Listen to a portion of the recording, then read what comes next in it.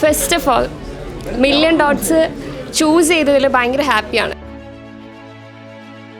Million dots choose ചെയ്യുമ്പോൾ എനിക്ക് ഒരുപാട് ക്വയറീസ് ഉണ്ടായിരുന്നു. ശരിയാകുമോ, ഈ ഒരു പ്ലാറ്റ്ഫോം ഞാൻ ചൂസ് ചെയ്തത് ശരിയാണോ? പിന്നെ അതുപോലെ ഒരുപാട് പേര്, ഞാൻ ട്രേഡേഴ്സിനെ കുറിച്ച് അറിയുമ്പോഴും ഒരുപാട് ലേഡീസൊന്നും അധികം ഇല്ല. അപ്പോൾ എന്നെ കൊണ്ടിത് പറ്റുമോ എന്നൊക്കെ ഒത്തിരി ക്വയറീസ് ഉണ്ടായിരുന്നു. ഇവിടെ വിളിച്ച് ചോദിക്കുമ്പോഴും ലേഡീസൊന്നും അധികം ഇല്ല, മിക്കതും ബോയ്സാണ്. അപ്പോൾ എന്നെ കൊണ്ട് കഴിയുമോ എന്നൊക്കെയുള്ള ഒരുപാട് ക്വസ്റ്റ്യൻസ് ഉണ്ടായിരുന്നു.